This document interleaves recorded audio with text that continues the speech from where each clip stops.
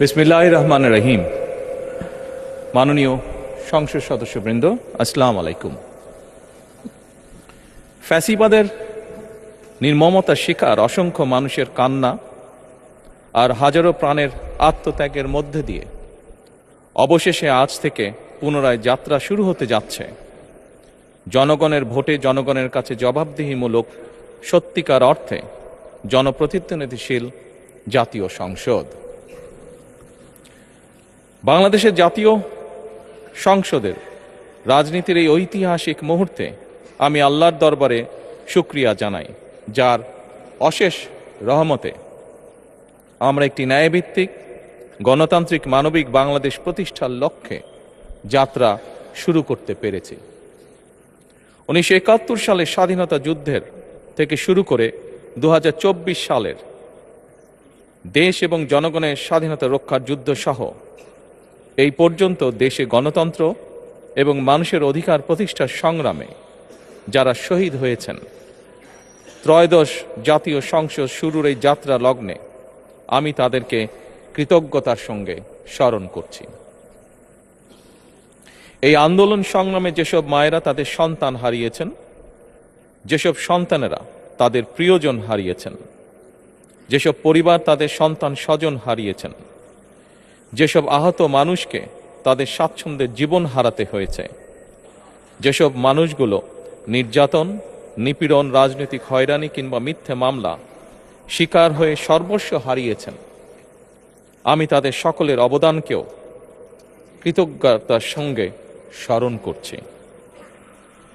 দেশের ছাত্র জনতা, কৃষক, শ্রমিক, শিক্ষক, কবি, সাহিত্যিক, সাংবাদিক, চিকিৎসক, প্রকৌশলী, আইনজীবী, কামার কুমার, জেলে তাঁতি, গাড়ি চালক, ব্যবসায়ী এবং সরকারি বেসরকারি চাকরিজীবী, গৃহিণী, সারা দেশে গণতান্ত্রিক রাজনৈতিক দলের নেতা কর্মী সমর্থক তথা সর্বস্তরের সকল শ্রেণী পেশার মানুষ যাদেরকে গুম, খুন, হত্যা, নির্যাতন, নিপীড়ন, মিথ্যা হামলা মামলা কিংবা জীবন্ত মানুষের কবরস্থান তুল্য বর্বর বন্দিশালা, আয়নাঘর, কোনো কিছু দিয়েই যাদের গণতান্ত্রিক আকাঙ্ক্ষাকে রুখে দেওয়া যায়নি,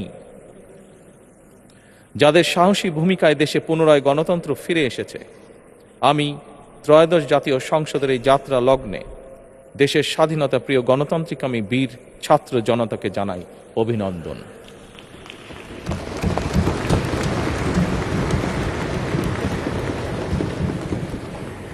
সম্মানিত সংসদ সদস্যবৃন্দ, দেশনেত্রী মরহুমা বেগম খালেদা জিয়া জনগণের অধিকার প্রতিষ্ঠায় দেশে সংসদীয় গণতন্ত্র প্রতিষ্ঠা করেছিলেন, সংসদীয় গণতন্ত্রকে প্রাতিষ্ঠানিক রূপ দিয়েছিলেন। সেই গণতন্ত্রকে প্রহসনের রূপ দিয়ে জাতীয় সংসদকে হাস্যরসের খোরাকে পরিণত করা হয়েছিল। দেশে তাবিদারি শাসন শোষণ কায়েম করা হয়েছিল। দেশে সংসদীয় গণতন্ত্র এবং জনগণের অধিকার পুনঃপ্রতিষ্ঠা করার জন্য দেশনেত্রী বেগম খালেদা জিয়া জীবনের শেষ দিন পর্যন্ত লড়াই করেছেন। জীবনে কখনোই স্বৈরাচার কিংবা ফ্যাসিবাদের সঙ্গে আপোষ করেননি। দেশে আজ থেকে আবারও সেই কাঙ্ক্ষিত সংসদীয় গণতন্ত্রের যাত্রা শুরু হলো, আলহামদুলিল্লাহ।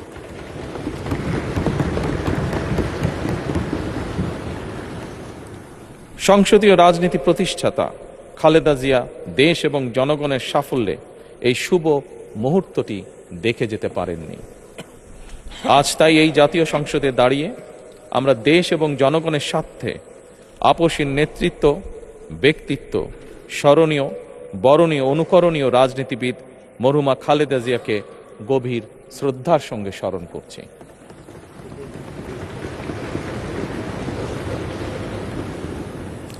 সম্মানিত সংসদ সদস্যবৃন্দ, দেশে বহুদলীয় গণতন্ত্রের প্রবক্তা এবং প্রবর্তক, স্বাধীনতার ঘোষক শহীদ প্রেসিডেন্ট জিয়াউর রহমানের একটি উক্তির কথা আপনাদের সামনে আমি স্মরণ করতে চাই। তিনি বলেছিলেন, জনগণই যদি রাজনৈতিক দল হয় তাহলে আমি সেই দলেরই আছি। অর্থাৎ ব্যক্তি কিংবা দলের স্বার্থ নয়, জনগণের স্বার্থই সবচাইতে বড়। এটাই বিএনপির রাজনীতি।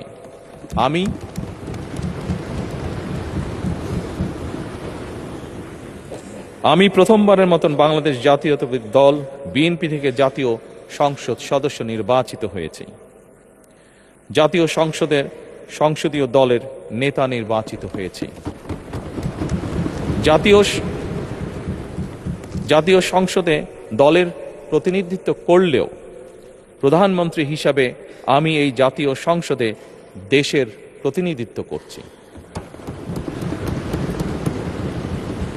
দল, মত, ধর্ম, বর্ণ নির্বিশেষে দেশের জনগণের প্রতিনিধিত্ব করছি। আমার রাজনীতি দেশ এবং জনগণের স্বার্থ রক্ষা করার রাজনীতি। বিএনপির রাজনীতি জনগণের জীবন মান উন্নয়ন এবং স্বনির্ভর বাংলাদেশ গড়ার রাজনীতি। প্রতিটি পরিবারকে স্বনির্ভর করাই আমাদের রাজনীতির লক্ষ্য। প্রতিটি পরিবারকে স্বনির্ভর করার মাধ্যমেই বিএনপি একটি স্বনির্ভর, সমৃদ্ধ, নিরাপদ, গণতান্ত্রিক বাংলাদেশ প্রতিষ্ঠা করতে চায়। এই লক্ষ্য অর্জনে আমি জনগণের সমর্থন এবং সহযোগিতা চাইছি। এই মহান জাতীয় সংসদে সকল দলের নির্বাচিত প্রতিজন সংসদ সদস্যের সমর্থন এবং সহযোগিতা আশা করছি।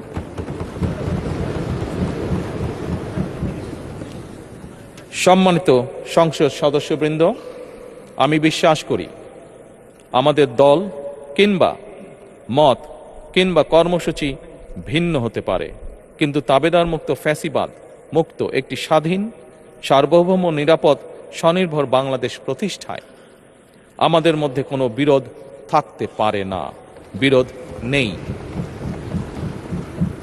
জাতীয় সংসদকে জাতীয় কর্মকাণ্ডের কেন্দ্রবিন্দু না করে বিতাড়িত ফ্যাসিস্ট সরকার জাতীয় সংসদকে অকার্যকর করে ফেলেছিল। আমরা এই মহান জাতীয় সংসদকে সকল যুক্তি, তর্ক আর জাতীয় সমস্যা সমাধানের কেন্দ্রবিন্দুতে পরিণত করতে চাই।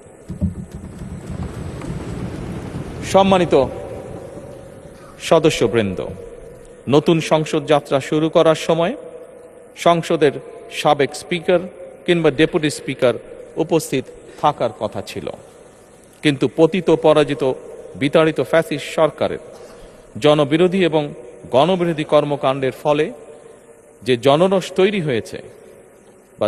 তৈরি হয়েছিল তাতে এই মহান সংসদের সাবেক স্পিকার বা ডেপুটি স্পিকারকে খুঁজে পাওয়া যায়নি। তাদের কেউ কারাগারে, কেউ নিখোঁজ কিংবা কেউ পলাতক। দীর্ঘ ১.৫ দশকের ফ্যাসিবাদী এবং তাবেদারি শাসন শোষণের পর জনগণের ভোটে নির্বাচিত প্রতিনিধিদের নিয়ে আজ আমাদের এক বিশেষ পরিস্থিতিতে জাতীয় সংসদের কার্যক্রম শুরু হতে যাচ্ছে। এমন পরিস্থিতিতে আমরা সংবিধান এবং সংসদের কার্যপ্রণালী বিধির বিধান অনুসরণ পূর্বক ত্রয়োদশ জাতীয় সংসদে সভাপতিত্ব করার জন্য আজ আমি প্রবীণ রাজনীতিবিদ এবং 5 বারের মতন নির্বাচিত জাতীয় সংসদ সদস্য জনাব ডক্টর খন্দকার মোশাররফ হোসেনের নাম প্রস্তাব করছি।